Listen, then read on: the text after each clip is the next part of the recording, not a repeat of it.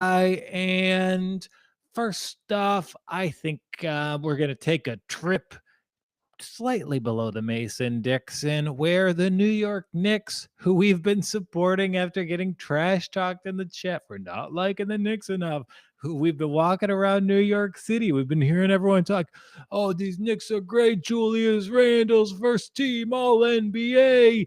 And now the Knicks are coming to town. And the Knicks, they lost kind of badly to Oklahoma City after a big win versus the Utah Jazz. So we see here that the line it opened at 4.5 for the Charlotte Hornets, and it's around 4.5 as well. Not a bad value there. And I had it at 5 personally. I would advise to, if you have a place where it's 5, buy it to 4.5. And I like this because I don't think we're going to see RJ Barrett tonight. No, I don't think he's a little banged up. And given that case, given the fact that the Hornets backcourt is one of the most underrated backcourts to wager against in the NBA, because the casual NBA gambler, they don't really evaluate guys like Devontae Graham, who are close to all-star level players. Terry Rozier, a point guard who will actually produce everything you need a point guard to produce. So these guys aren't really being given their full statistical weight in these gambling scenarios.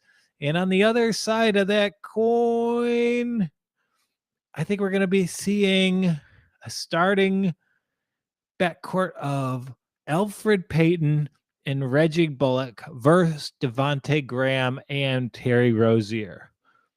We're going to see RJ Barrett. He will be in the lineup. They're going to be going small, but just look at those three. Look at how that lineup stacks up. We have Peyton, Bullock, Barrett versus Graham, Rozier, Hayward. I really think that this is a young man's league, and I actually think there's a pretty big backcourt advantage for the Hornets here in this one, especially if we're going to take the benches into consideration. So, given that there's equal rest, given that it's home, this feels like about a 7-point Hornets victory to me. So, I'm going to go ahead and I'm going to lock it down there.